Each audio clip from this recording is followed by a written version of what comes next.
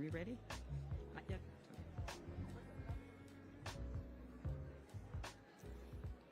Are you ready?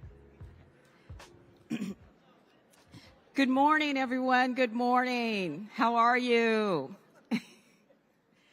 It's so good to see so many people in the room. I know you have been having some great times here at CBC, and it's just so good to see everyone up. So thank you all for coming. Again, my name is Kim Winston. I'm Director of State and Local Government Affairs for Starbucks Coffee Company, and we are pleased to be here supporting the 51st annual gathering of CBCF. So thank you all for what you do. I just wanted to, first of all, say thank you to Congresswoman Sewell and Congressman Butterfield. Thank you so much for hosting us. We really appreciate it. And thank you for your leadership. I'm also happy to bring greetings on behalf of Starbucks, but I would be remiss if I didn't introduce my leader, who is sitting here in the front, AJ Jones, Executive Vice President of Global Public Affairs. So, AJ. And also, I want to acknowledge my colleagues who are helping me conduct this coffee tasting. And just so you know, Starbucks has a ritual whenever we meet. No matter what the meeting is, we always start with a coffee tasting. And so before the coffee gets cold, I just want to walk you through those steps. Today we are tasting one of our heritage blends, Pike Place. And Pike Place is really what got us started. We're the same age as CBCF in terms of we're 51 years old. And so, but Pike Place was the coffee where we got our start. And it really represents the heritage and our commitment to excellence. So we're going to start with a coffee tasting. So everyone has a cup, I hope. Okay? And so the first thing you do with a coffee tasting, and we do a lot of this, is you cup it. So you have to put your hand over it so you can smell the aroma. So you start with that. I want to ask you what you're smelling. Most people say I'm smelling coffee, and that's okay.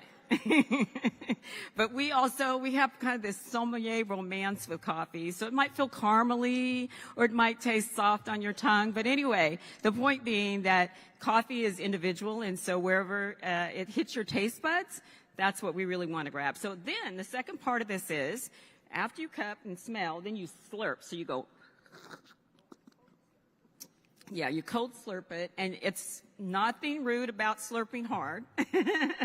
We do a lot of this. But anyway, it's really to spread and the flavors of the coffee across your palate. So anyway, if you do it at home, grab your green apron. We have plenty. Or come into one of our stores, and we'd be happy to conduct a coffee tasting with you. But anyway, I want to move on and just talk a little bit about Starbucks.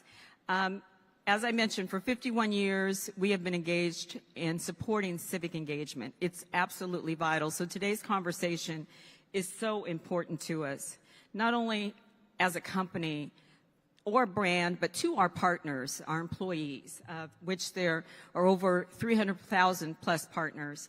And so we really pride ourselves in making sure that we are engaged as well as our partners are engaged in civic engagement. And so it's really, so this morning, I just wanted to tell you a little bit about the work that we're doing to expand civic engagement. We have developed a relationship with several organizations, many who are here today, LCCHR, NAACP, and also the Lawyers Committee. And so we are working through many, many groups and providing access, easy access for our partners, as we call them, our employees, to actually encourage and engage in civic engagement and voting rights here in your communities. And so to that end, I just wanted to say that, we stand with you, that we will continue to support many of the organizations that you hold dear. We look forward to this conversation today. We thank you again, Congresswoman Sewell and Congressman Butterfield, for your leadership, and know that Starbucks stands with you in this journey, and it is a journey. So thank you all for your time. We appreciate it, and I'll turn it over to you. Thank you.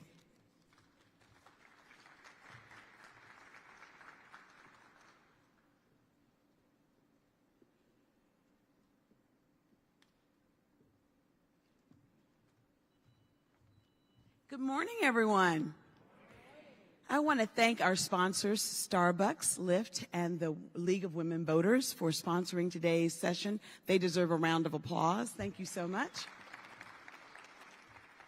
I have two hats today. I'm Congresswoman Terry Sewell. I proudly represent Alabama's 7th Congressional District. It includes, they're in the House. It includes the historic cities of Birmingham, Montgomery, and my hometown of Selma, Alabama. Today, we are hosting the Braintrust. I get to do this with my very dear friend, Congressman Butterfield from North Carolina. And there's nothing more, yes, give him a hand. There's nothing more important to both of us. I think it's very personal for me, having grown up in Selma, Alabama. After all, it was in Selma where John Lewis and those freedom fighters bled, marched, prayed for the right to vote. The equal right of every American to vote. As John would say, the vote is sacred, very sacred. It is the most powerful, nonviolent tool that we have in our democracy, and we must use it. We must use it. But we also know that people are trying to make us lose it. Voter suppression is real. I would have never thought that 51 years after the march from Selma to Montgomery, that I would first be a member of Congress as a little girl growing up in Selma, but secondly, that the cause for which John Lewis and those freedom fighters fought would become our cause too. There is a systematic effort to dismantle the Voting Rights Act of 1965, and we shouldn't take it sitting down. We have to be out in the streets fighting, and all of our panelists today are experts in voting rights and are, more importantly, warriors for voting rights. All of us need to be warriors for voting rights. I think it is not lost on any of us that the very state that brought us the Voting Rights Act of 1965, Alabama, is also the state that brought us the Shelby versus Holder decision. And next week, we will be, the Supreme Court will be taking up the Milligan case, which is also courtesy of Alabama. And I know that the plaintiff for that is in the audience. If he would stand, Evan Milligan, please. Thank you so much for standing up for Alabama and for the rest of the world. We really appreciate you. Really appreciate you. So without further ado, I'm going to bring up my partner, the Honorable G.K. Butterfield from the great state of North Carolina. Thank you so much. Thank you, Congresswoman. Good morning, good morning, good morning. Now, in my prior life, I was a lawyer, voting rights attorney in North Carolina. After that, I served as a judge in my state for 15 years, and for 18 long years now, I have served in the U.S. House of Representatives. Currently, I am the chairman of the Subcommittee on Elections, and so I know a little bit about this topic today. And so thank you for your willingness to come out and share in this conversation. You know, members of Congress must always be sensitive to protocol. But I could take my whole 5 minutes and use it on protocol to talk about how important Starbucks is and Lyft and the League of Women Voters, but we're not going to do that. We're just going to get right into the meat of this program. On August 6, 1965, just days after I graduated from high school, President Johnson signed into law the 1965 Voting Rights Act. Many of our friends across the country don't fully understand the protections provided by the Voting Rights Act. And so this session this morning is intended to enlighten you on the Voting Rights Act's history and share with you a reality. The reality is, and the Congresswoman just alluded to it, the reality is the Voting Rights Act is currently under attack. The original Voting Rights Act did many things, but I will highlight 3 things. It eliminated the literacy test. A lot of people don't realize that. That literacy test enacted in 1899, 1900, requiring African Americans to read and write and to satisfy a registrar that they were literate, that was eliminated by the Voting Rights Act. It was also enacted a Section 2, which extended to minority communities, and in the beginning it was African American communities, the right to litigate any claim they had against a voting system or practice or procedure. It's called Section 2. It gives private plaintiffs and the Attorney General the right to bring an action against a jurisdiction claiming discrimination in voting. But then there was a third section, Section 5. Section 5 singled out certain jurisdictions, particularly in the South, that had a long-standing history of voter discrimination and voter disenfranchisement, requiring those jurisdictions to pre-clear, to get approval of any change in voting, get the approval from the U.S. Department of Justice or from the D.C. District Court.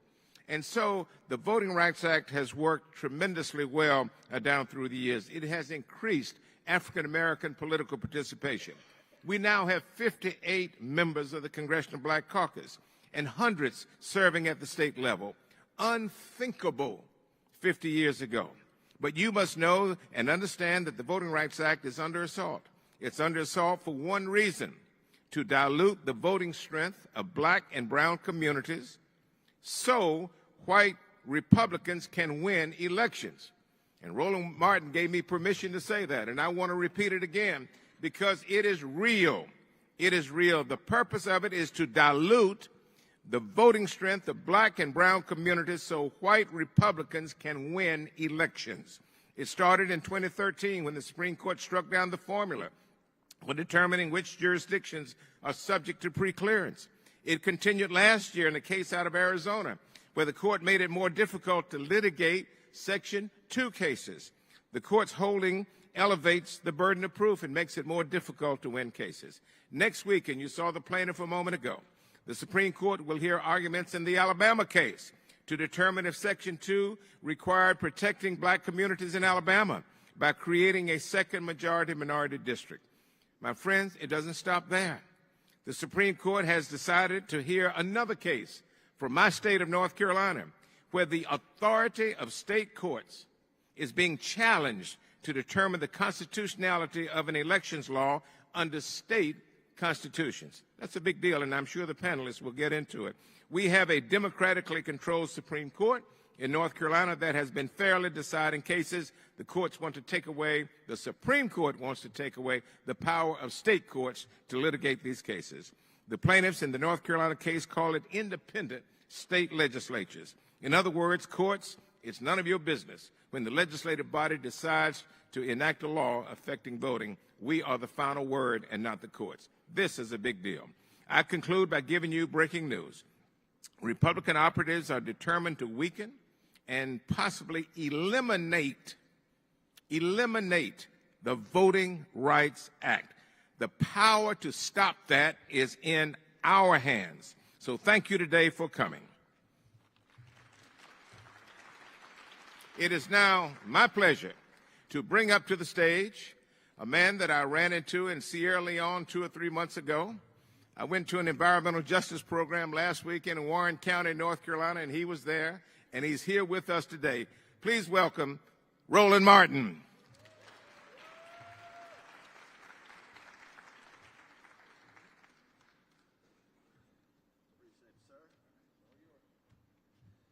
Appreciate it, Congressman Butterfield. That was one hell of a 2-minute speech.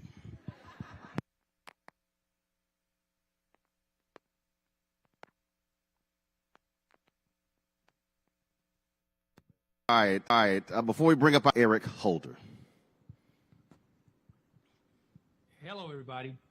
You know, there is no policy discussion today more important, in my opinion, than how we protect and strengthen the right to vote. So I'd like to thank each of you for taking time out of your schedules to be a part of this discussion today, and more significantly, for being a part of this fight. I'd like to single out Evan Milligan, the plaintiff in the Alabama redistricting case, for his work and for his dedication especially. Also want to thank Congresswoman Terry Sewell and Congressman C.K. Butterfield, the Voting Rights Braintrust co-chairs, for all of their work in bringing together so many legal, policy, and advocacy experts here today. You know, this collaboration will bring about great ideas. Of that, I don't think there can be any doubt. You know, as a country, we have struggled for generations to attain a core national ideal: one person, one vote. And today, more than ever before, there is rightfully, I think, a growing concern across the country about the state of our democracy. I mean, you can't look at the actions taken in state legislatures, at the cases before the United States Supreme Court, or the hundreds of election deniers on the ballot this fall without becoming concerned. Since the insurrection on January the 6th, more than 390 restrictive voting bills have been proposed in 39 state legislatures. And in this year, of the 87 Republican nominees for offices that administer elections, nearly 2/3, 54 of them, are election deniers. And then we get to the Supreme Court, which has on its docket two of the most significant voting rights cases in a generation. In Merrill versus Milligan, the court's going to consider the future of Section 2 of the Voting Rights Act. And that issue is fair representation for people of color in the state of Alabama, whose voices and whose votes will matter. Already, a federal three-judge panel, including 2 Trump-appointed judges, stated that Alabama's congressional map violated the Voting Rights Act. But should the Supreme Court side with Republicans in this case, it could remove significant protections against racial vote dilution in Alabama and across the nation. Now, in the second case, Moore versus Harper, a bedrock principle of our democracy is being challenged. That's our system of checks and balances. Now, North Carolina Republicans are attempting to nullify state constitutional provisions protecting voters so that they can have near total control over federal elections to politicians in state legislatures. Now, if the Supreme Court sides with the North Carolina Republicans, they would be granting state legislatures more power to infringe on voting rights, to gerrymander, all without the check of a state court. These cases could have a broad-reaching impact, but it's no surprise they start as redistricting cases because the fight against gerrymandering is a key part of the fight to protect the power of the vote, particularly for communities of color. And that's why I founded the National Democratic Redistricting Committee 6 years ago. And that's why our 501c3 affiliate, the National Redistricting Foundation, has really been a key part in both of these cases since the very beginning. We're doing everything that we can to show that rightfully why these cases are ones that we should win. The fact is that both cases present really straightforward questions for the court to address, questions that have actually already been answered by existing precedent. But taken together, the outcome of these cases will have not only important implications for our ongoing fight for voting rights, but also determine the future of our democracy. This is a moment of reckoning for this nation. Equal representation and voter protection should not be partisan issues. Democracy should not be a controversial issue, let alone a partisan one, and yet here we are. With so much on the line, I cannot think of a better group of people to be gathering for a conversation about concrete steps that can be taken to protect the franchise and get Americans out to vote in the upcoming midterm election. You know, we owe a debt to those who came before us, who sacrificed, who suffered, who died, so that we might all have the rights to which all American citizens are entitled. And chief among them is the right to vote. We repay that debt by doing the work now and doing it in the future. So thank you for your time this morning. Thank you for the work that you will do tomorrow. And thank you for your commitment to never stop fighting for the right to vote. Thanks again. All right, we're going to bring up our first panel right now. LaShawn Warren, she's the Chief Policy Officer for the Southern Poverty Law Center. Damon Hewitt, Lawyers Committee for Civil Rights Under Law, and Maya Wiley, President and CEO of the Leadership Conference on Civil and Human Rights.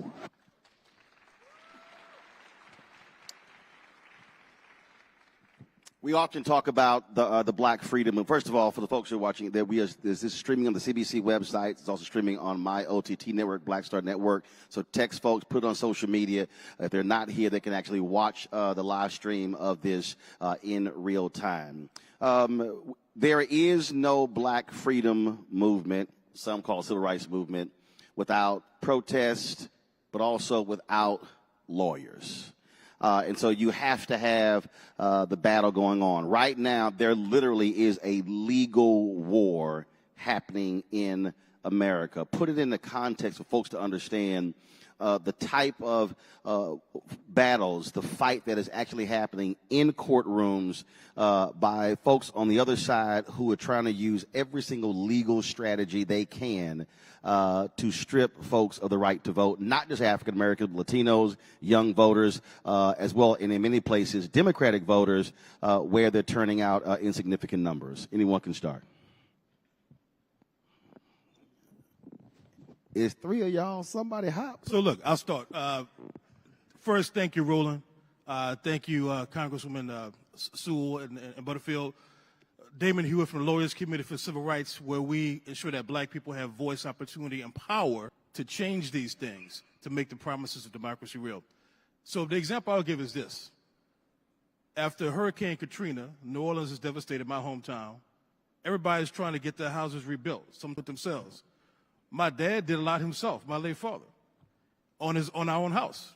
And he would go to the house and try to get some things done and bring contractors over, and they have tools there. Now, the house is flooded, 5 feet of water.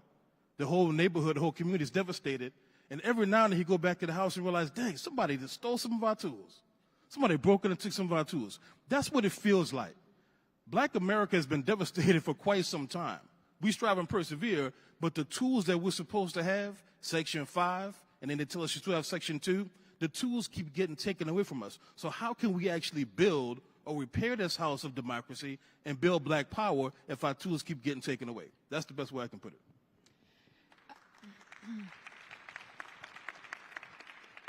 So I will add one as a new leader of the Leadership Conference on Civil and Human Rights, just 5 months in, but with these outstanding leaders, including leaders that will be on the next panel, but especially with partners in the House, of which both our Congresswoman Sewell and Congressman Butterfield are critical partners. So I just want to name those tools in the toolbox.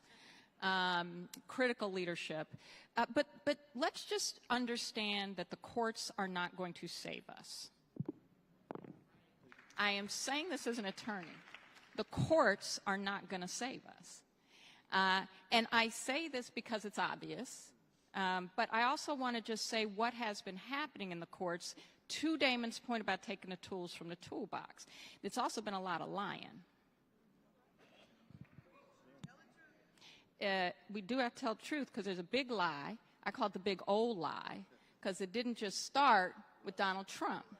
It actually started in 2010 before Shelby that said that basically people of color, and let's be explicit, immigrants of color in particular, Mexicans in particular, were lining up to vote to steal our democracy.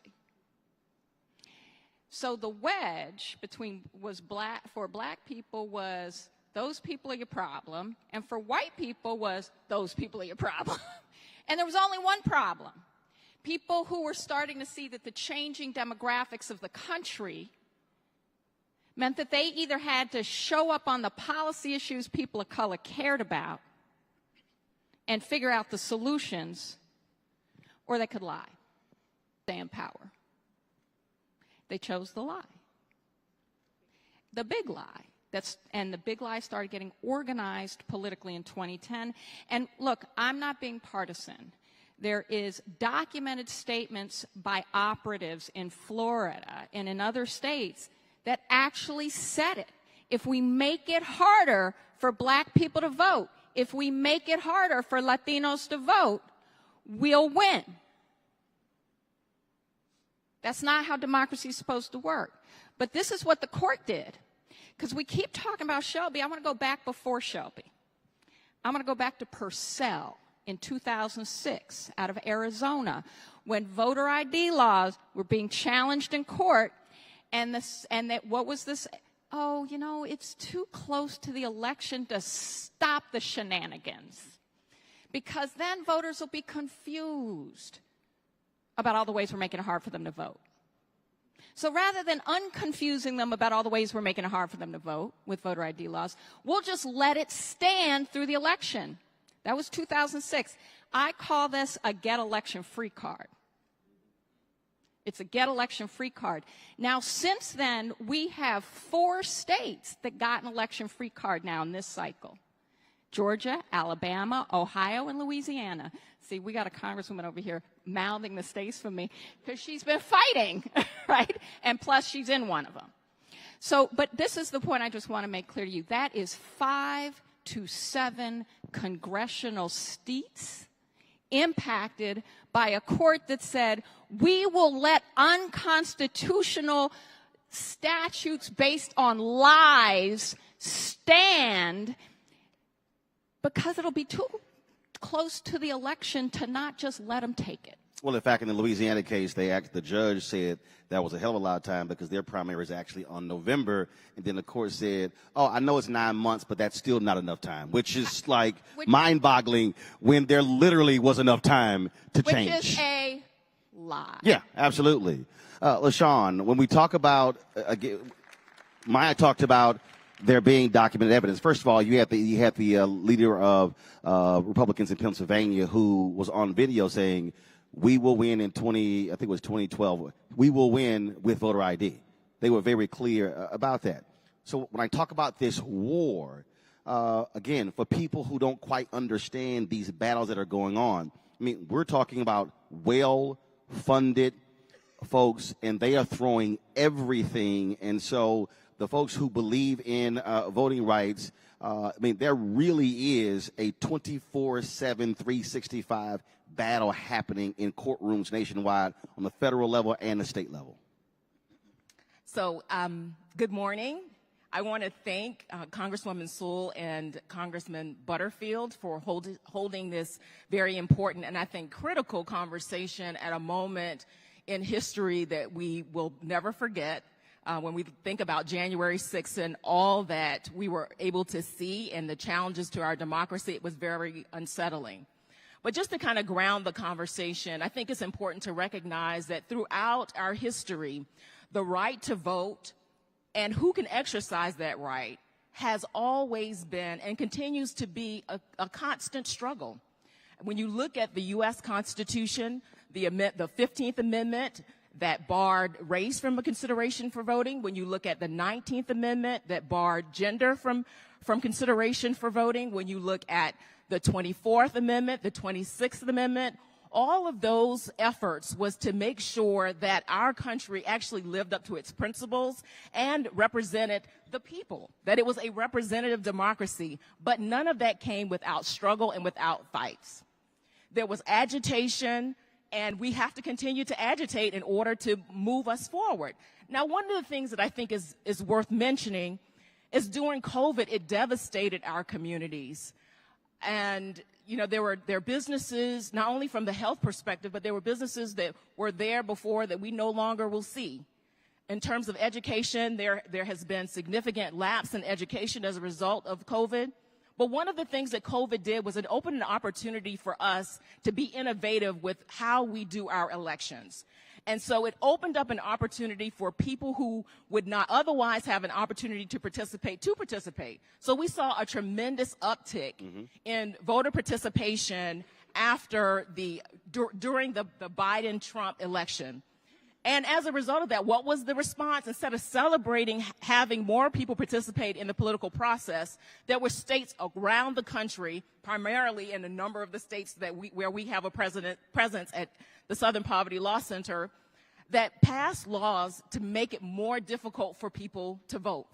Even when they won those states, they said still make it harder.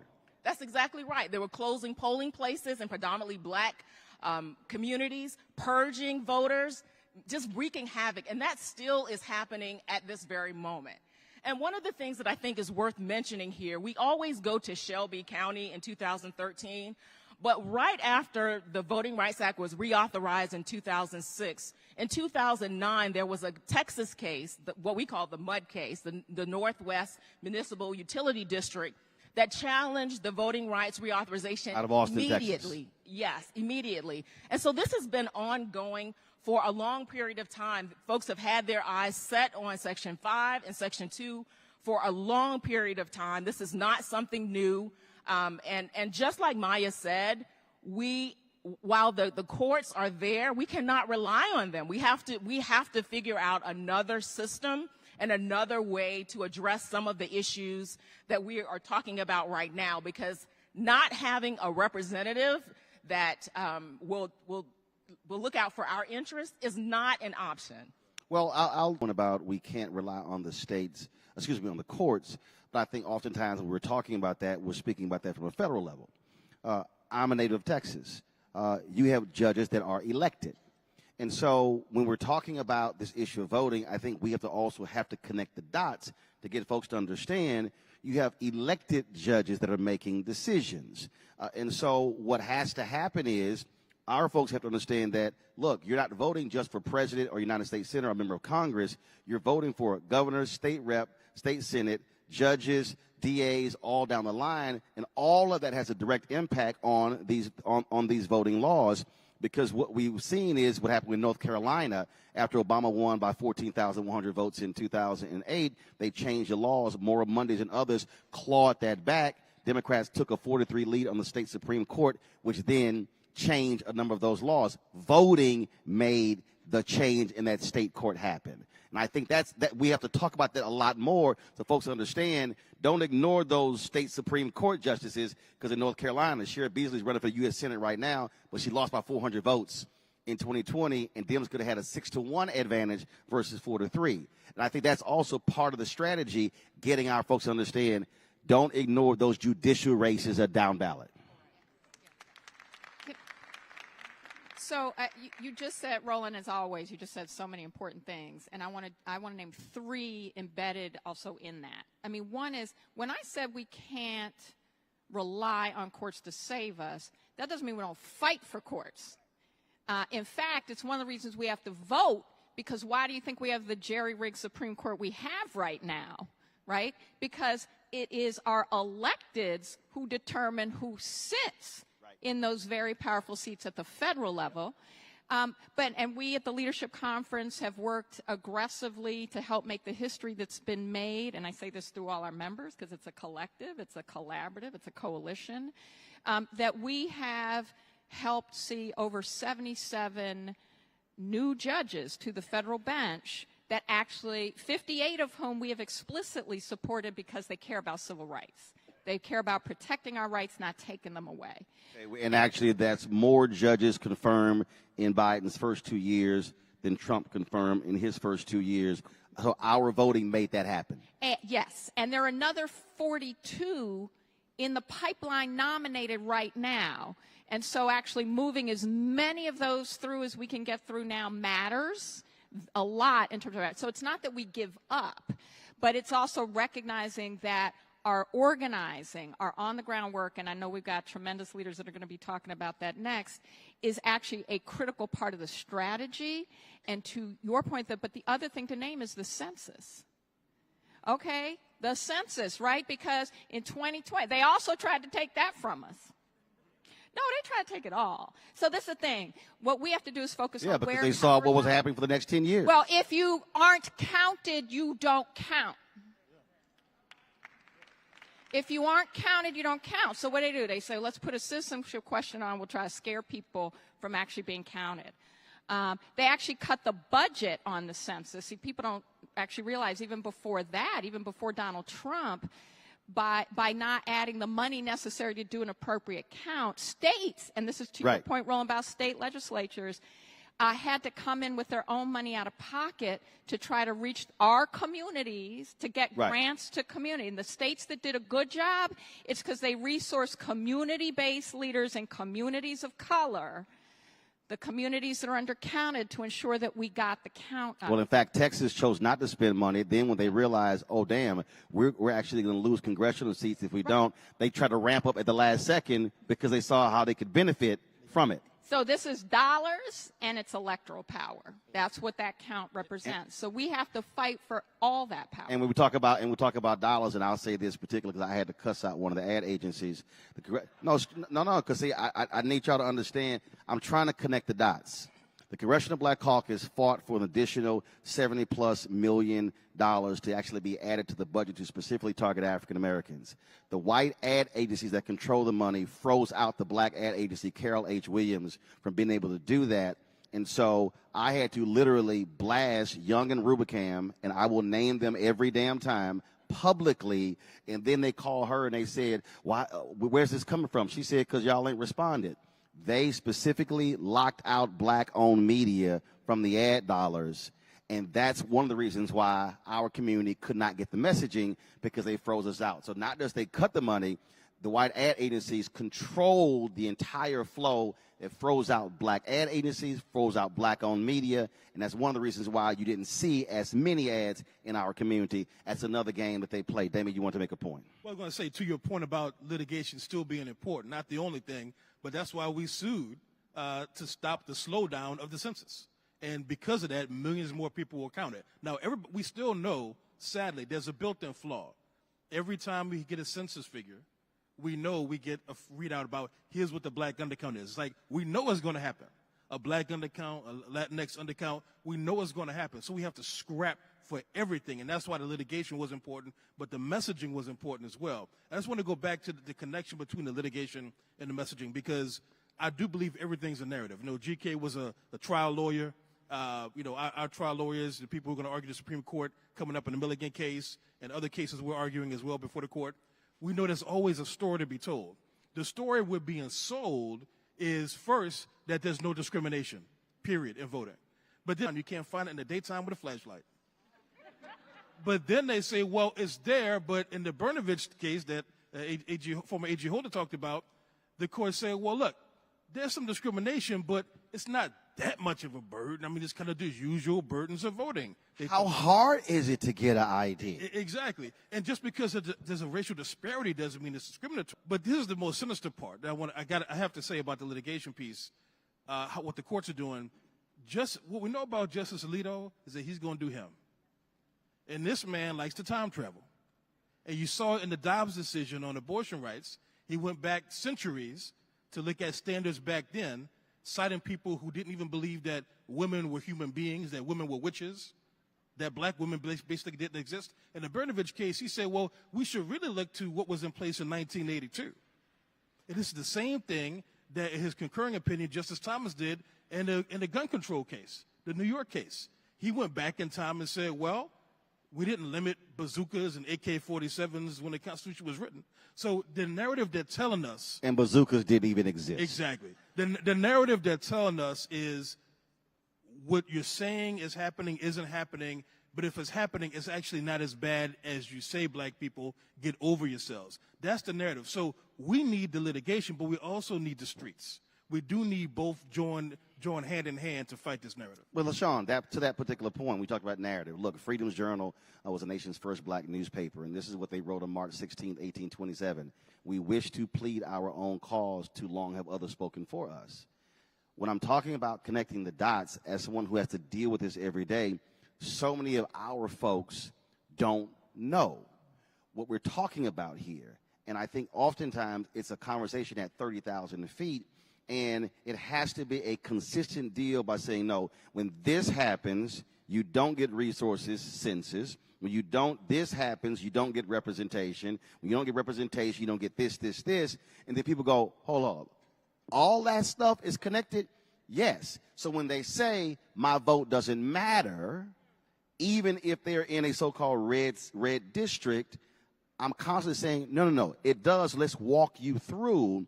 And then they realize it. Look, the expansion of Latinos in Texas, they saw the numbers of what the Republicans do because they control the state. They protected largely white Republicans.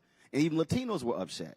Well, I've argued to Latinos in Texas is y'all got to make a hell of a lot more noise about losing representation. And so, again, I think that has to happen, the connecting of the dots so people understand that this over here actually impacts this over here because all of this stuff is linked. It's all interconnected, and I'm so glad that you're pointing out this portrait. It's a big picture that we should be focusing on. Having representation matters. It changes who gets resources and who doesn't get resources.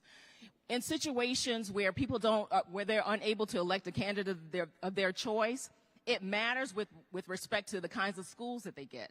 It matters with respect to police accountability. It matters with respect to things like transportation infrastructure.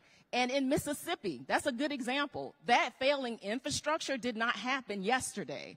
That was a long period of neglect. But the governor's actually now on record saying he purposely did not send funds to Jackson for water. And you know, when he was the state treasurer. And what's interesting about that is that Mississippi has a significant black population. Largest black population in the country. And they have not been able to elect someone to a black person to a statewide position since Reconstruction. And the same thing goes for Louisiana. And because you get a whole bunch of Isaiah T. Montgomerys then and now. And it matters. Yeah. So I think we need to make sure that in terms of our litigation, because we're doing litigation too and getting the message out, we need to invest in the infrastructure of some of the groups on the ground that are doing the work. So our organization, the Southern Poverty Law Center, under the direction of Margaret Huang, we have decided to dedicate $100 million over the next 10 years to organizations on the ground that are doing this work.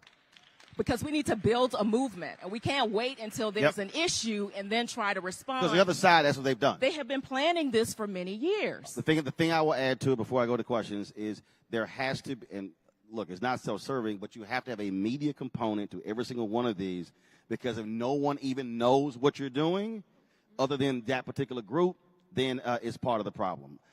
We have less than 10 minutes for the panel. We're going to take questions. They have mics. I ain't using the mics. I got the microphone. Keep it. I'm holding it. No need for you to touch the microphone.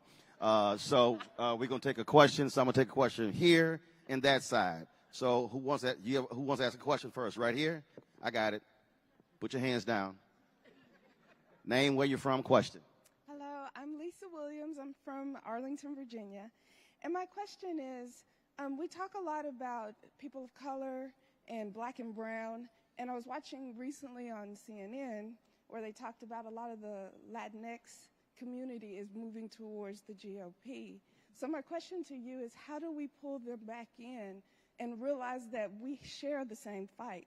We don't have different fights. We have the same fight. I saw on the CNN special, they said that their motto is God, family, country.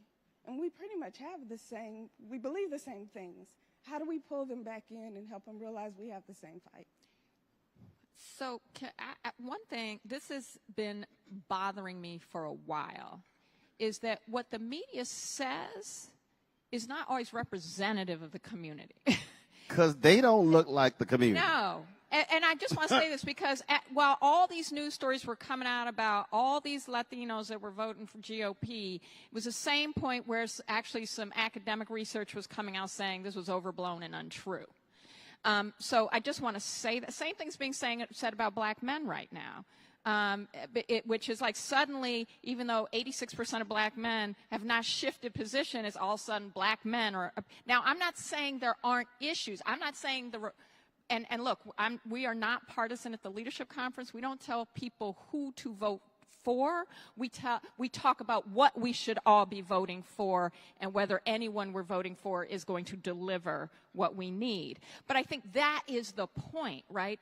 And I'll use Virginia as a great example of this.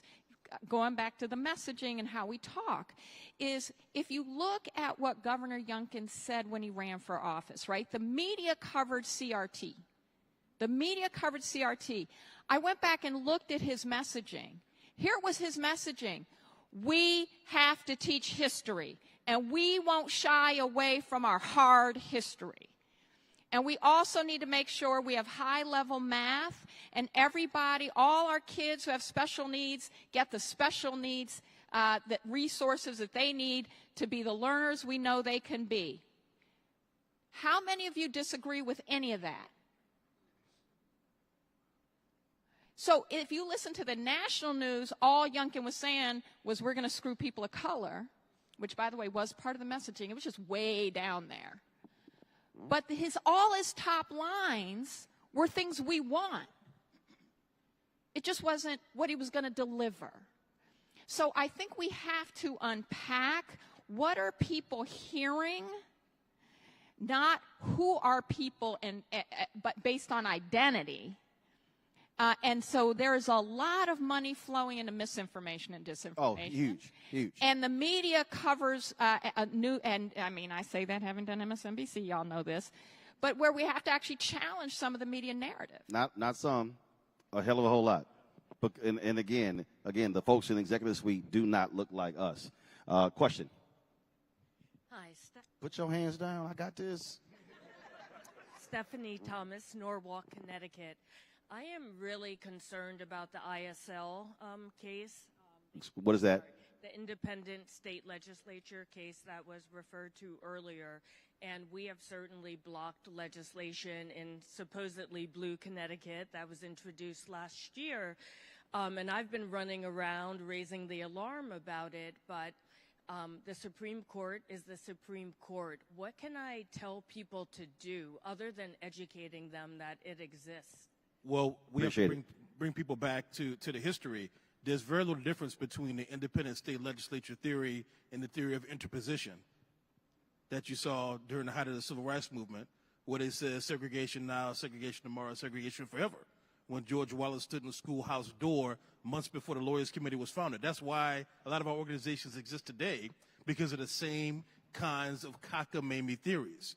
Look, even some of the things that Trump said about Make America Great Again, David Duke was saying that 20, 30 years earlier, right? So we have to teach people that this stuff isn't new and innocuous. It's actually as old as this earth is, and it's very dangerous. That it's not some type of independent, well, no pun intended, it's not some type of theory that, oh, well, this is a way we can think about things. No, this is all part of a plan that has been in place for a very long time. But states' rights, I mean, let's call it what it is. It's a states' rights argument. That's the slave state argument. That's like, and let's use plain language. What the Supreme Court's trying to bring us is states' rights, and they mean 1767. Actually, I think it's even deeper than states' rights. It's because the state, what they're saying, state Supreme Courts, we won't even listen to you. So they're like, it's the rights of white majorities in those states. Right, and the state legislature. Which is what states' rights really meant. That's my point. Yeah, they don't even want to listen to their own court. Well, but this is the point, though, is and this is why, and I want to go back to what Roland said. It's actually about building the power in the states as well in order to press. In some instances, you saw it happen in Kansas after Dobbs, as women were up in arms. They said, you ain't going to change our Constitution, our state Constitution. So those fights around state constitutional provisions and frankly, like hold some electeds accountable, because what they're really trying to do is they're going to say we're going to try to take the independent power of the judiciary away. Yep. Then it's even more important to show up, vote, and be real loud, boisterous, noisy, and disrupt when they do crazy stuff. Oh, in North Carolina, when the Democrats took a majority of the court, they literally tried to strip the power of the Supreme Court to the court underneath them because they control that court. I mean, that's how dashly they're trying to do. Question. Incorporated. Generation Z may be our survival for the future. Right now, there's 8 million kids that can vote. I would just like to hear some feedback as to how you feel we can pull them into this election, a midterm and the following election especially. So here's what we're going to do. We're going to actually answer that question with our next panel, because they're actually on the ground to actually answer that question. But I will reframe your question for our legal panel.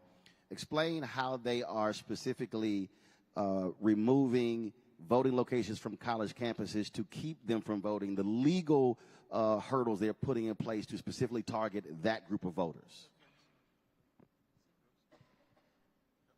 So look, every HBCU campus around this country, especially Prairie View, they hate Prairie View. I don't know what it is.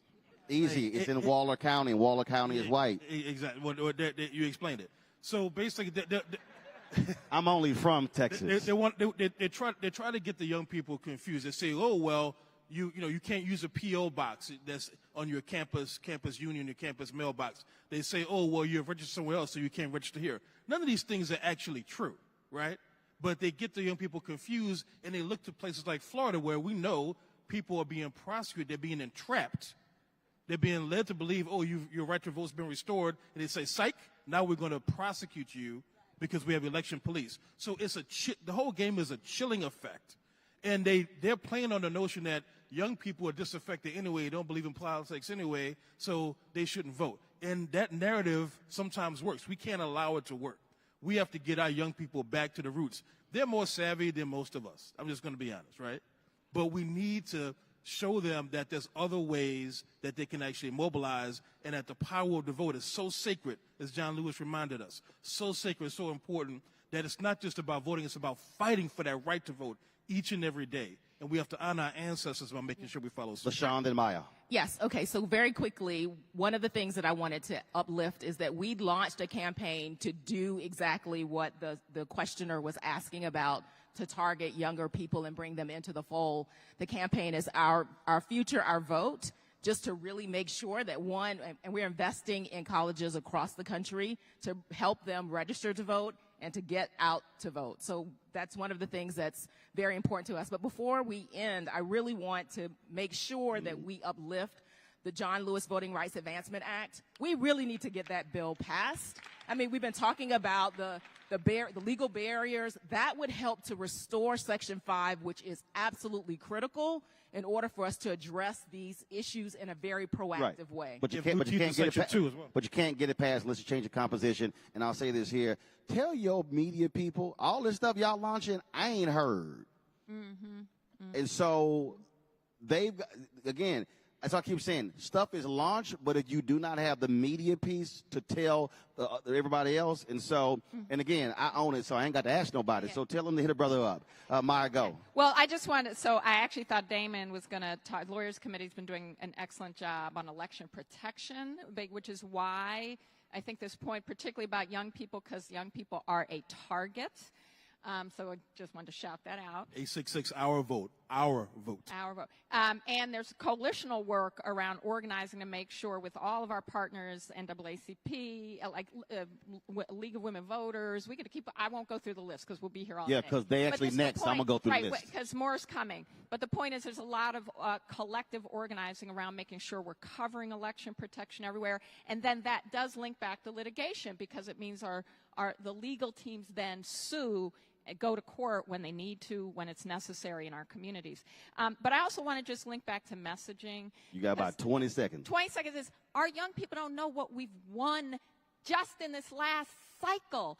And so they think it doesn't matter what they do. I'm sorry, my kids are 21, 18. They don't care what our ancestors did. I mean, they care, but it's not what motivates them. Very true. What they need to hear is we got that passed in the House and almost through the Senate, except we couldn't deal with the filibuster, which that is the problem. And when you show up as the most powerful block of voters because of your size, particularly if you're young people of color, you have the power to make the difference and get it passed. Which means you got to talk to them like you talk to them. I bought that computer. I bought those shoes. It's the same thing. Y'all got to know how to message right. All right. Give it up for our legal scholars, folks. Introducing our panel two right now, coming to the stage, Latasha Brown. She's the co-founder of Black Voters Matter. Heather Foster is Senior Director for the National Policy Engagement for LIFT. Virginia Case Solomon is the CEO for the League of Women Voters. Derek Johnson, President and CEO, NAACP. And Congresswoman Terry Sewell got real black and said, I'm joining the next panel. So Congresswoman Terry Sewell from the state of Alabama, please welcome our next panel.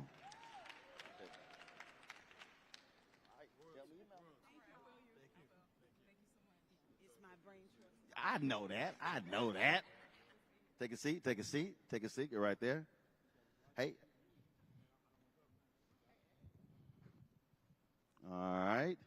You should should be a microphone in each one of your I got yours. Microphone there, Derek? You got one over there? There's not a microphone? All right, we need one microphone over here. There you go. All right, yeah, bring that one from the floor. Congresswoman, you'll take this one out over here. All right, then. All right. So here we go. Yep. I want to start with this way. The last panel just ended perfectly in that, talking about, that'd be great. What happens on the ground? We'll start with you, Latasha. You all have spent a number of time going to places that are long being ignored. Just give folks an understanding of what y'all saw and heard when you were going to places in deep Georgia, deep Alabama, Mississippi, and so many places, and folks were saying, we hadn't seen anybody come to us during election year to talk to us about voting. Thank you for asking the question, Roland. You know, there are a couple of things You know, when Black Voters Matter, when we started going out on the ground, we were very intentional about the Black Belt region, right, throughout from North Carolina all the way over to the Mississippi Delta, because oftentimes what we would see is that in those states, rural voters were just kind of dismissed. That if there were counties that, even though there were Black voters, that because it wasn't the majority, sometimes state party leadership would just simply ignore and underinvest in those places. And so we actually created a strategy that not only also invests into the rural areas. And if you look at what happened in Georgia, when you look at the margin of difference, that in Georgia in those counties, while some of those counties went Republican, what you saw is a height in the raise and the turnout number in Black voters in those rural counties that actually shaved off 100 here, 500 here, 1,000 here. And so ultimately what happened, we were able to turn the state. You were closing margins. We were closing margins, not because of what happened in Atlanta necessarily, right? Atlanta was certainly a key place, but it was also because of those rural areas being a rise in Black voter turnout in those rural areas. In addition to that, I think when we go out, we see the same kind of frustration, but we also see, like in places like Georgia and other places, there's been a long-term impact with particularly in the South, of the refusal of governors to expand the ACA, right? And so you see in places like Georgia, throughout the South, where there's been massive closings of hospitals, right? You're seeing, and oftentimes in those areas, a hospital is an economic center. But the third and final thing that I want to say related to it is, I wish I had the luxury just to talk about voting rights right now, but I really want to get real with people. What is really important right now, we are in fascism. And that may not be popular for me to say, right, but it's the truth.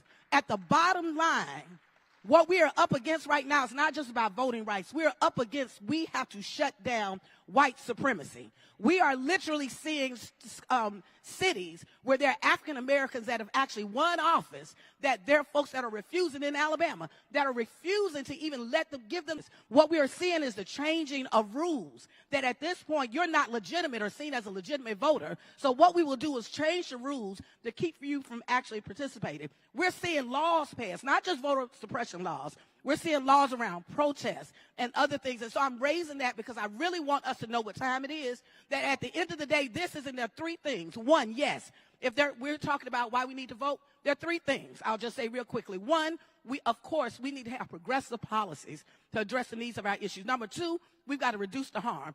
And number three, we have to shut down and be unequivocal about shutting down white supremacy. And we have to really recognize that we're in that moment. Derek, Latasha talked about the issue of the Affordable Care Act. Reverend Barber, when he spoke at the NAACP convention when he was in Vegas, he told this story of being in North Carolina with some parade, he said, and this redneck walked up with a Confederate flag around his neck, but he had tears in his eyes. And he said, Reverend Barber, I want to thank you because y'all have been fighting for our hospital. And what he has been saying is, he said, you got white folks in rural America, you got black folks in rural America. He said, but guess what? They get sick too. And so by connecting that issue, he said, I'm going to get rid of that flag one day. He said, but understanding, connecting that when we're fighting for Medicaid expansion, it ain't just for black folks.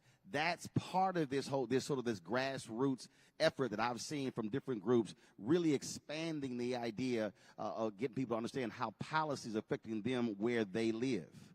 So talk about that as well from the NAACP perspective and your perspective in Mississippi, how getting people to look at the policy, how it impacts their life, as opposed to skin color or as opposed to being progressive or liberal or Republican. No, this impacts you. So for the NAACP, and thank you for the question, Roland, we are beginning to recognize more than ever what's necessary and what's sufficient. So I'm going to use Jackson, for example. It's necessary to send a bottle of water, but it's not sufficient to fix a problem. What's sufficient to fix the problem is to address the structural issue around the state of Mississippi taking federal funds intended for the city of Jackson and diverting those funds. That veteran don't care about that because what comes before his health is white supremacy. So until we build black power to understand the difference between what's necessary versus sufficient, we'll be on this treadmill and making noise outside the door and not at the door making policy. And so our goal as NAACP is get to what's sufficient, but do what's necessary. What's sufficient is filing a Title VI claim against the state of Mississippi on Tuesday to force the state of Mississippi to address its 3-decade-long starving of resources from the city of Jackson. What's sufficient is to make sure in the former Confederate states we get federal judges appointed before the November election. Because over 52% of black folks live in those southern states, it is not well enough for this administration to say we appointed more judges than Trump did. I don't care about that. Are you appointing judges where black folks live and where the harm is taking place? That's what the opportunity is.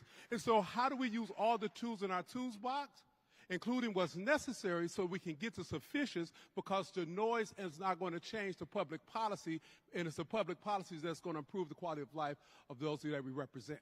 Virginia, my parents have been involved in elections. They still work the polls, all that stuff. So I've been around it all my life. And the reality is, all across the country, for decades, the League of Women Voters has just been seen as a nonpartisan group believing in the elections.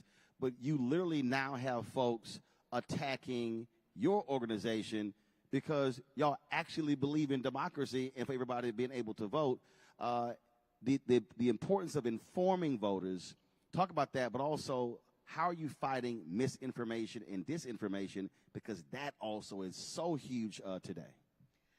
Thank you. So one of the things I want to say is it's not just because we believe in democracy. Like, I'm the first Hispanic woman to run the organization ever. We have our only second black board president in the entire history of the organization. 4 years ago when I came, we made a very conscious decision. We were going to center racial equity in every part of our work. And so the more that we've seen attacks on the work that we are doing, people not wanting to show up for our debates, for example, the more attacks our organization has faced, it's because we've been centering racial equity. And it's the right thing to do, but we also know that that exposes us to more attacks. So I want to say that a lot of institutions talk a good game about wanting to be transformative in their work. They lying. But what we decided we were going to do was we were going to dismantle all of our systems that didn't work for us in our organization. We had to revise every policy, our hiring policies. When we talk about dismantling white supremacy, it has to start with white organizations. And so that's something that we have been committed to. And Girl, don't make me drop this mic. But I'm very proud of that, right? And it's because we have an amazing staff at the national office, but because these old white ladies who used to run the organization took a look in the mirror and they said, we got to do better. We had, when we were on the march this year for the Jubilee, we had a woman from our organization from Alabama who had never gone to the march before. And I remember Tasha and I were talking about this, and she came up to Tasha and she was holding a Black Voters Matter sign. She said that her family enslaved people generations ago. And she wanted to walk with that sign, and she is fighting to dismantle white supremacy in Alabama because she believes that she said, I want to be my ancestors' worst nightmare. Now think about that. So I share that because I want to just say that it's really important that when we think about what's happening, organizations like ours will be all right. We can handle it. But the thing is, voters can't. So what we need to do right now, and I'm sorry I went off on my diatribe and I can't even remember. No, it's all part of the same conversation. But I think what's important right now as we think about what's happening, it's not just about educating voters. It's about educating all voters. So, for example, we have a website called voteforwoman.org. We did it in Spanish now. We're trying to get the funding, and this is where funders come in, to be able to do it in other languages. It should be in Amharic. It should be in every Asian language. We need to make sure that we're meeting voters exactly where they're at so they know how to make an educated decision not just that some people. We see what they're trying to do, for example, with ballot initiatives. You look at Arkansas, Missouri, Michigan, how they're trying to take voters' ability to make decisions away from them, right? So when we're looking at all of these big issues and we think about what needs to happen, it's not just at one level. It's about making sure that people have the tools and the equipment they need to have agency over their lives and the decisions that they make at the ballot box and the access to get to the ballot box. Heather, a number of people also demanding corporations do more than just take our money. And what we have seen an increasing number of companies providing resources and services when it comes to voting. And so talk about, from your perspective, how corporate America has to now appeal to the needs of their consumers when it comes to this issue of voting and protecting democracy. Thank you. And I just want to thank Congressman Sewell for this platform today to talk about this, because it is important that companies start to respond to the issues that are happening across the country. And when it comes to voting rights, one of the things that we've done at Lyft in particular is think about the issue and how it relates to transportation. That's what we are. We are a transportation network. And so we are devoted to improving people's lives with transportation. And so when it came to voting in 2016, we saw that over 15 million people did not have access to vote because of transportation. 15 million people across this country. So just think about that. And so we realized that we could do a lot more when it comes to transportation. And that includes partnering with organizations like the NAACP to ensure that we're giving out ride codes during the election, and we're going to do it again this cycle. There will be a discount code that day so people can access their voting places and voting locations. Now, how does the discount code work for the black folks with flip phones? Y'all know I ain't lying. Everybody don't have an Android or iPhone. Let's be clear. It's discounted for everyone that wants to access the code. So y'all got some people with them flip phones. Y'all know. Go ahead. And so we know that's really important, right? And we also do a lot of education with our employees. So people want to know, what are we doing in communities? What communities are we in? Who are we partnering with? There's a lot of education that goes out across the company to talk about this. And we're also doing this year a no meeting day during election day, right? So we're going to give everyone the flexibility. If you need to run and go vote in the morning, if you need to vote in the evening. You said no meeting No day? meetings. Now, work still has to get done. But it's a no meeting block. Got So it's going to give everyone more flexibility so that they can go and vote when they need to. Congresswoman Sewell, I've spent a lot of time encouraging folks to stop giving to campaigns or parties and give directly to groups like Black Voters Matter, because y'all are in a constant battle even with your own party when it comes to funding black candidates and get out the vote efforts.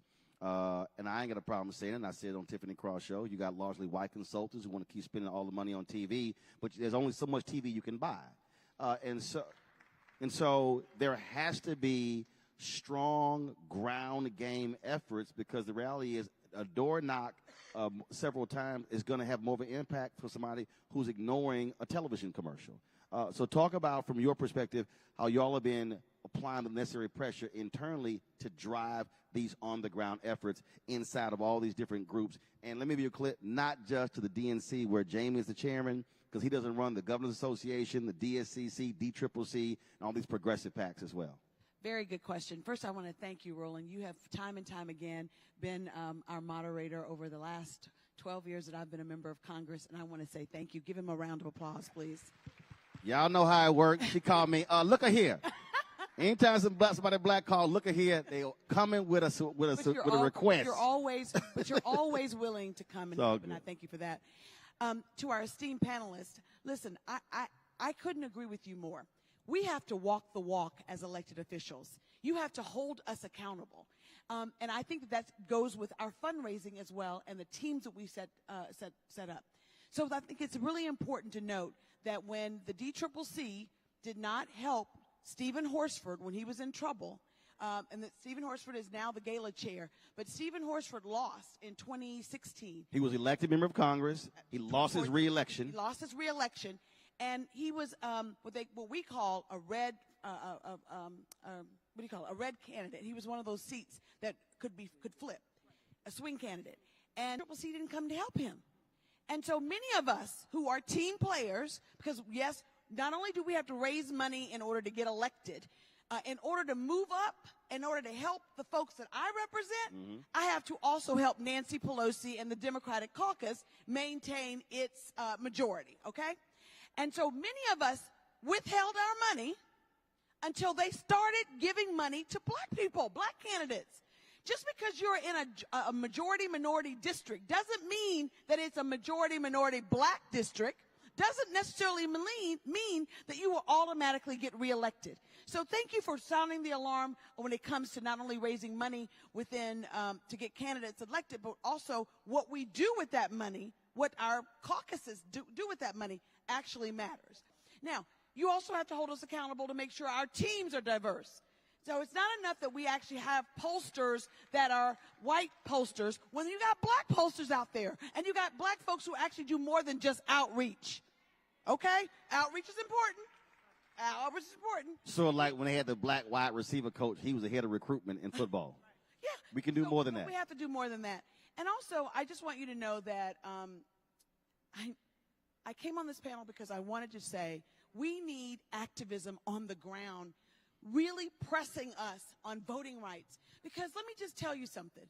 We've passed the John Robert Lewis Voting Rights Advancement Act. I'm the lead sponsor of it, not once, but twice. And it passes the House, and it goes and sits over in the Senate and languishes. And so you've got to move these folks out. Look at what happened in Georgia. That special election brought 2 Democratic senators, and guess who got attorney generals now? Guess who's getting federal judges now? Georgia, federally. Okay. It matters. Your vote matters. Your representation matters. And I think that's why it's so important for me to have Evan Milligan in the audience and to recognize him and all that he's doing and the organizations that behind him. Because here's the thing. Alabama is 27% black. And I am the only representative from Alabama out of 7. We deserve, just like we're almost a third, we deserve a third of those seats. We deserve a third of those seats. And only then, with that kind of power, blocks of power, can we move. So people understand that voting is the foundation of all the things that you want for your life. Every time you go to the ballot box and you vote, you're voting for your city council people, your county commissioners, and your federal, and I know I got some federal folks, some state folks out here. I heard the state representative McCampbell's out here. Shout out to you from Alabama. He's my partner. But look, we need to make sure that we are actually voting. It matters every election. Every election. Thank you. Latasha, y'all did some stuff, and I've been on the ground with y'all so many times. But talk to folks how creative y'all have gotten with the on-the-ground efforts. I'm talking about y'all delivering greens.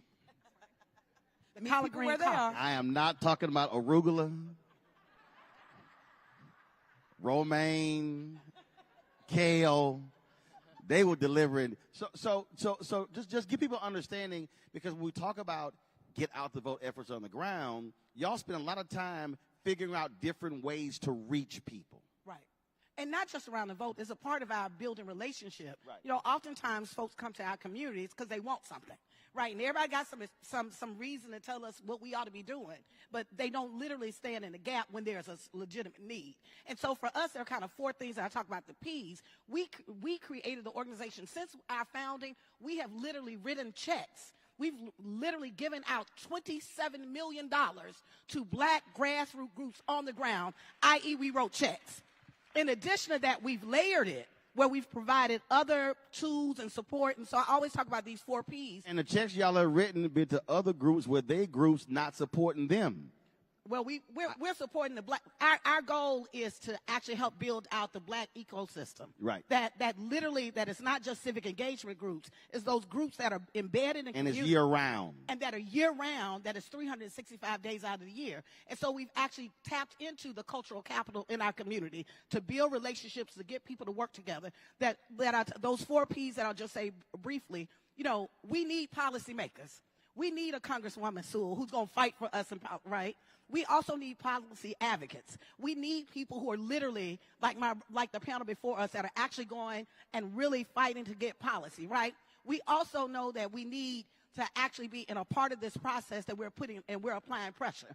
But let's be real clear. There's never been any policy that is passed for black folks in this country that there wasn't a power quotient behind it. Protest, right? Why would we abandon what has worked in the past? It has always been the combination of those 4 things around protest, policy, a power dynamic or a strategy that we've had, and policymakers that collectively, and anytime we think that we don't need one of those, what it does is it undermines, because part of, even in the protests and in the organizing, what you need to build the ecosystem so that black folks can respond, not just on the federal level, right? Because what we also know is that policy can pass, and if there's no power behind it, it may not be enacted. One example of that is Brown versus the Board of Education. It was 1954. Most schools were not desegregated until the early 70s, right? It took a black power frame and organizing that actually put some substance and meat to the bones. And so we have to really recognize that we need all four of those things. So part of the reason why we've invested on the ground is so that on the local level, we can respond. We can not just respond to where we're going to get the vote out, right? We're going to round up the voters, but that we can respond 365 days out of the year to build power. Derek, how are you driving resources from the national office to your 2,000 branches for on-the-ground efforts? First, to register people. Two, to then get them to the polls, because registering is one thing, but voting is a whole other thing. So Heather talked about transportation. That's one of the issues. We know polling places have been moved. And so what efforts are you doing nationally to drive resources to your state conferences and your local branches to do that on-the-ground activism? So Congresswoman Sewell set the table, right? The House did their job. It gets to the Senate, and the Senate is not doing their job. Why? Because we have 50-50 split. You can't change the rules around filibuster or blue slip because you have a deadlock, and one of the 50 can go either way at any time. So when you set the table and you look at November, for the NACP, we have done a metrically driven program to identify where can we influence the outcome of an election by moving the needles 5 to 7%. And in some areas, we identify 3%. How can we maximize our resources?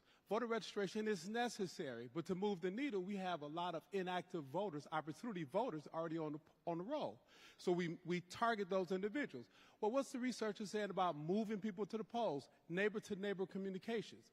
And so we partner with our friends, we give the technology, and we have shown each election cycle since we modeled this project that we're moving the needle of infrequent voters. When you say give the technology, give the technology, explain what's the technology? That's we build our own data science team.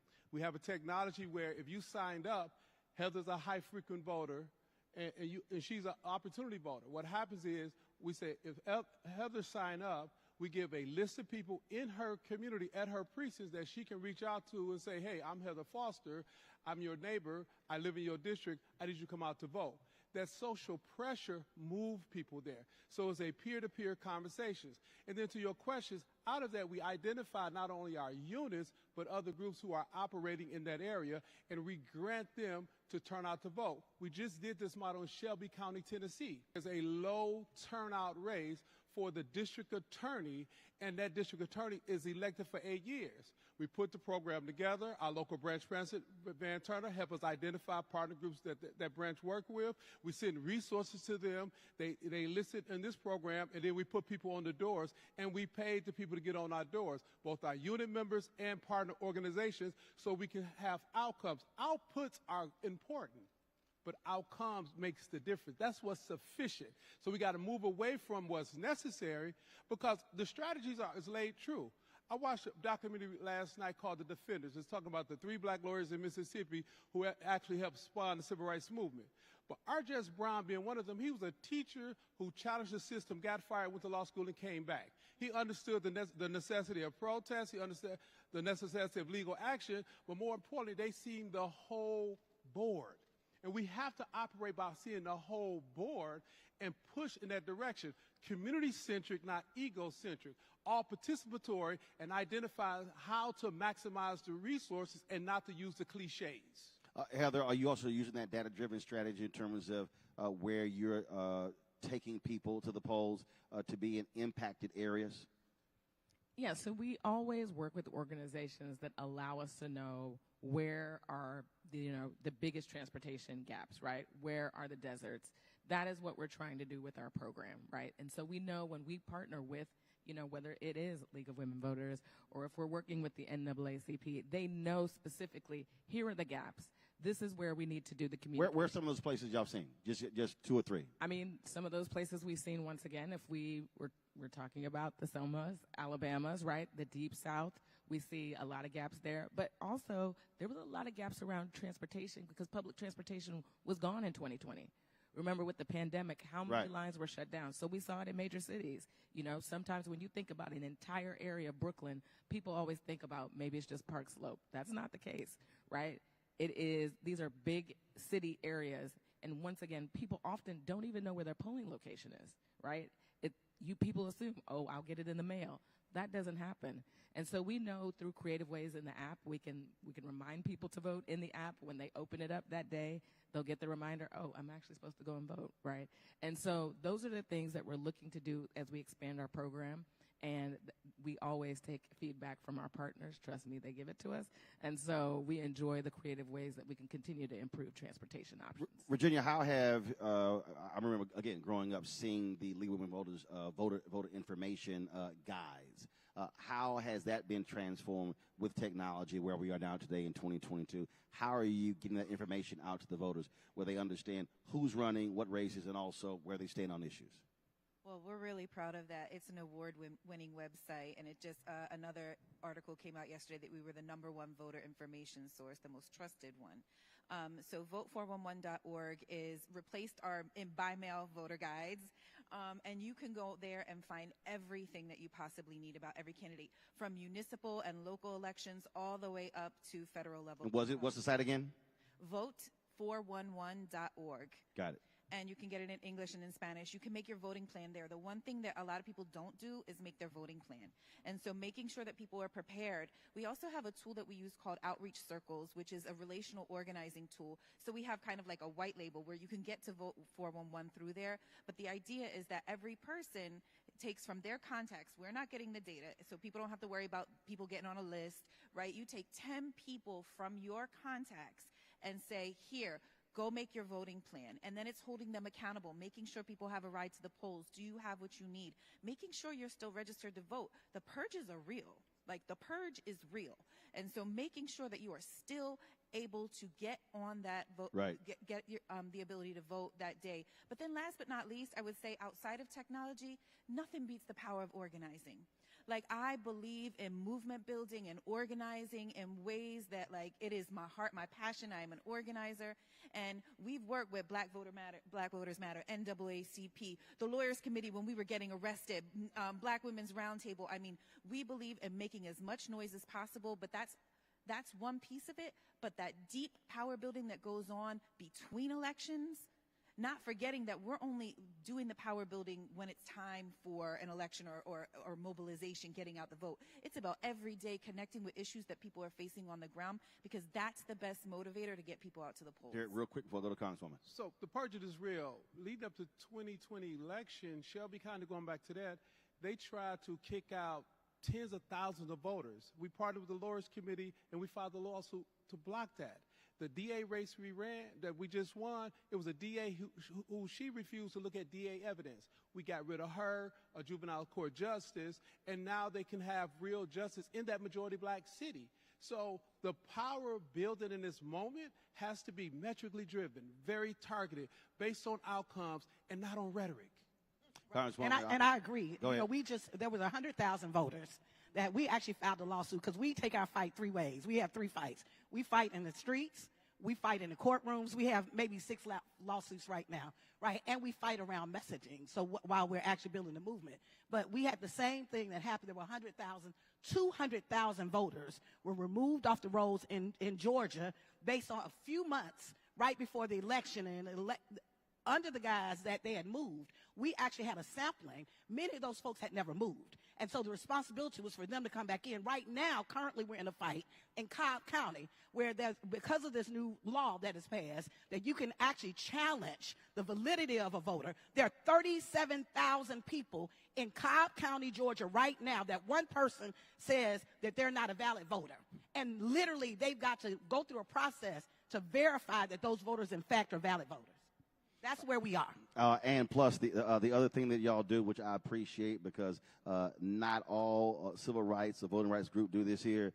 Y'all also have been very specific in supporting black-owned media with your resources. So when y'all have seen me live streaming their events, that wasn't free. Again, that's why it's also important, because they also have a deep respect for black-owned media, and I appreciate that. Congresswoman, I got to ask you this here. Again, we're 40 days, and I spend a lot of time telling folk, look, you know there's no rule that says you can't fill out a registration card every single year. And I've had viewers say, damn, I never thought about that. I'm like, look, I said, they never get caught. I said, fill it out every year. I said, so they try to screw you. Like, hold up, I got every year I don't fill it out. And what is interesting is when we're constantly hitting folks with that, they're being constantly reminded about that. Where you are in Alabama right now, we talk about that on the ground. You know, what is happening there in terms of identifying folks who have totally checked out and to bring them in, but also specifically the sister who asked that question, how are you targeting younger voters who are in Alabama who want to make change? What is happening there? Well, first of all, you know, these organizations are our voices on the ground and help to organize us on the ground. And I think that until we can tell young folks, show young folks why the vote matters, why it matters, and the messenger matters who. And it needs to be their fellow, you know, Gen Zer. You know, you really have to meet people where they are. And you got to be where they live and have a trusted messenger. Mm-hmm. And so change rarely comes to the halls of Congress. Rarely comes to the halls of Congress. And when change does, it doesn't permeate at the very top. It bubbles up from on the ground. So grassroots activism matters. And you don't have to necessarily be a part of an organization to actually organize. My mom, who passed away last year, used to always say, bloom where you're planted. You don't have to be a member of Congress to make a difference. You can bloom where you're planted and make a difference within the organizations and within the communities that you live and work. Okay? So we have got to know that your vote matters, representation matters. Oh, let me start there. Representation matters.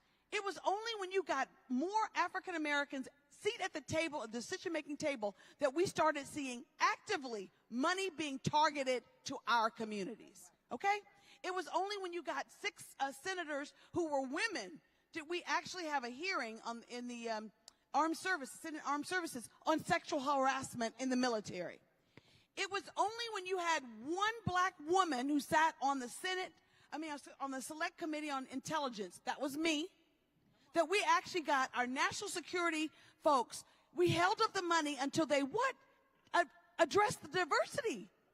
I mean, the intelligence community and those committees, we have classified briefings. And, oh, by the way, classified budgets. Trillions of dollars of classified budgets. So I'm sitting at that table. I have before me, you know, all of the CIA, the DIA, and not one person looked like me.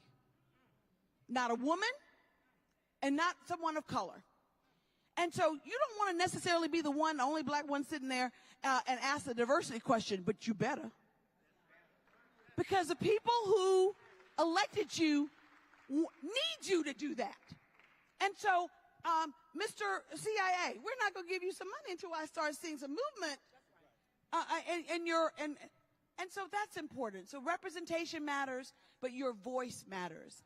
And in this great country that we have, our voices matter. And the best place to articulate your voice is at the polls. Let's go to the polls and let's go with a vengeance. Going to have final comments. Let's start with Heather. Final comments. 30 seconds each. Oh, final comments. We'll start with you. Go. All right. So one of the things I just want to remind everyone that it is important to vote. We are a company that is really partnering across the country this year, and anything that you can continue to do, we will be announcing the code soon. And so telling people to spread the word on the radio around the election, knowing that they can go into their app that day and get that discounted ride is very critical. We're going to continue to partner in cities. Like I said, we are thinking about different ways to roll out our program every election cycle. So we enjoy the feedback. Feel free to give it to me directly. We have some staff here today. But it is something that I would just love everyone to know that we are doing this program again and hope to expand it in the future. Virginia.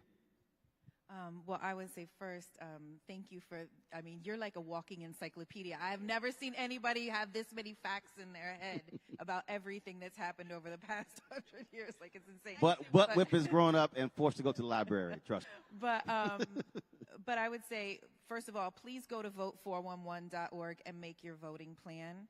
That is probably the most important thing. And then have everybody you know go and make their voting plan, because there are too many changes that are happening around vote by mail. It's not that we've had changes from 2018 to 2020 and now in 2022 on how to vote. And a lot of people are going to be confused. And so it's really important that people know exactly where their voting locations are. If you can vote by mail, do you need to request a ballot? Do you need to have an ID? Mhm. All of those things really matter. So helping, especially older folks who maybe don't have the access to technology or even the ability to navigate it the same way, making sure that you're sitting down and supporting them. And then I would say also, you know, if we're not your grandmother's League of Women Voters anymore, we have 760 leagues. I would encourage you to please, if you can and you want to be politically active in an organization like ours, we welcome you. Derek? 2 main points. We've done a series of surveys, focus group with Hit Strategy over the past year, and we have tracking polls. We share that with our partners. Black voters want to see that their vote is leading to the change. They don't want to say that the White House made the change or this member of Congress. They want to see that my vote resulted in this change. Secondly, what's driving the energy of black voters is the realization that racism, white supremacy, and discrimination is on the table, and that we must protect democracy because that's about protection of community. That the economy is driving the energy of black voters. Getting the administration to finally to do something on loan debt, we're beginning to see movements in the right direction. That's really important. Thirdly, the criminal justice system. It's been inequitable, it's always been inequitable, and it still is. That's pushing them. And then the other two is affordable housing and crime within our community, gun violence. So that's what's driving voters. And then on the other side of that, we have never had a one strategy solution or one organization solution. It has always taken all of us shooting at this from all the angles as possible, but we must do so with the outcome in mind and not the outputs. Because if we only deal with the outputs, we're playing with the people. We need to test stuff, take risks, and if we're not driving an outcome for November to protect the House and increase by 2 members in the Senate so we can do away with these archaic rules and pass John Lewis Reauthorization Act and pass all the things that we need to do, we're only playing with the people. And we got to take risks. It is not a competition. We're talking about our community health, our community life. Right. We can do it, but we must do it together. Derek been around too many black preachers. He said he had 2 points. That was 7 points. Congresswoman, 30 seconds. Listen, I'm going to give you a reason to go to the polls and vote. The last administration had one seminal piece of legislation that they passed, and it was a tax bill that gave more money to the top 80% of the money that was given to the top 1% of the population. It helped rich people. This administration's only been in office for 2 years, and I want you to know that we've been busy. We passed the American Rescue Plan. The American Rescue Plan put money in your pocket. It gave shots in arms. It also helped our state legislatures. It was important. Then we passed the bipartisan infrastructure bill, broadband, water, sewer. Then we gave student loans, debt forgiveness, okay? Then we got CHIPS, which was manufacturing. Let me just say, all of these bills that passed and were signed into law help everyday Americans, help working families, helps the middle class, helps those who strive to be in the middle class. So your vote makes a difference. So tell that to everyone who's thinking about, I don't know if I'm going to stay at home, because turnout matters. Okay? So I want to thank our panel. I want to thank you, Roland, our moderator. But most importantly, I want to thank all of you in the audience, because you are the ones who will make the voter plans. You will help to bring people to the polls and to turn out. And so when they tell you, why should I go to the polls and vote? Because your vote matters. It does make a difference. And if you can't see a qualitative difference in your life from the previous administration to this administration, come see me in the back of the room and I'll tell you a whole litany of other things. Okay? I don't think she's going to tell you in the back of the room. Somebody black said, meet me in the back of the room. And I know some furniture moving. All right, Latasha, come on up here. You're going to take us home like I expect you to take us home. Come on. Come on. My sister from Selma. Come on. That's why. Well, the first that's thing why she I looked did at me. right I'm like, she ain't last. Was the day I started to fight. Keep your eyes on the prize and hold on, hold on, hold on, hold on. Keep your eyes on the prize and hold on, hold on. Our fight has not always just been rooted in strategy, y'all. It has been in the spirit of movement, and we have always been a people who have been resilient, and we have resisted. And so in this moment, this is our moment to stand up, not just for where we are, but we got to know what time it is. This is the moment that all hands on deck. And as you said, that voters matter, we do. But what we know in particular is that black voters matter. Put your hands together for Latasha Brown, Heather Foster, Virginia Solomon, Derek Johnson, Congresswoman Terry Sewell. Folks, thank you very much for being a part of this Braintrust. I'll see y'all next at the one next. Am I going next door? With Transportation Secretary Pete Buttigieg talking about the billions going to transportation and how we as black folks get some of that money.